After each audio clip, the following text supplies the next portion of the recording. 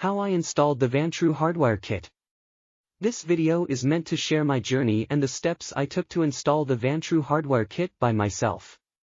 It's for anyone who's faced challenges getting it to work, hoping to spare you the hassle of having to return the kit. Objective: my goal was to ensure the kit functioned as intended once installed correctly. This meant the kit would power on and operate in normal mode when my car was running.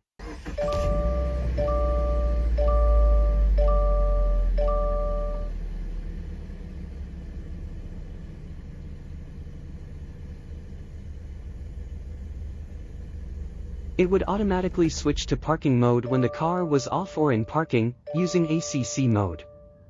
I noticed a trend on Amazon of people returning this kit, which made me curious. My own installation experience revealed why. The instructions that came with the kit seemed to omit some crucial details for a successful install. I've decided to break down the process in a way that's simple and share insights on why certain steps are taken, alongside the results of a proper installation. Tools I needed: a wrench to adjust the ground bolt, pliers for fuse removal, a diagram of my car's fuse layout, easily found on the fuse panel cover or through a quick Google search, a voltmeter or multimeter, the Vantrue Hardwire kit, a Vantrue dashcam. My installation steps: ground connection identification. I looked for a screw connected to my car's metal body, close to the fuse box, where I could attach the ground wire. After loosening the screw, I secured the ground wire and carefully routed the cables from behind the fuse panel. Hot circuit identification. This needed to be a circuit that remained powered even when the ignition was off. I checked devices like the sunroof, power seats, or the radio that worked with the ignition off and located their fuses. With a voltmeter, I simply set it to DC mode, refer to the car fuse diagram, and tested various fuses until I found one showing voltage around 12 volts represents the voltage of my car battery. This indicating a hot circuit where I could connect to the red wire. Note: to check the voltage, I touch one end of the voltmeter probe to the ground bolt, and touch the other probe to the open tip of the fuse where a small metal surface expose. I did worry about polarity. It will either show plus 12 volts or minus 12 volts if polarity is reverse. Either way, it represents a hot circuit. Using a plier, I removed the appropriate fuse from the panel and placed it into the free slot of the Add a Circuit fuse holder, along with the provided 5-amp fuse to complete the circuit.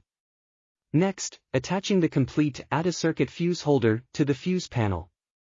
Note: fuse has no polarity and this is a wire tapping device. I do not have to concern which way in go into. I will connect the other end of this Add a Circuit fuse holder to the red wire. ACC fuse or circuit identification. Consulting my car's fuse diagram, I located the ACC fuse to replace it with the Add a Circuit fuse holder. Similarly to prior step, remove the ACC fuse, insert the fuse into the Add a Circuit fuse holder.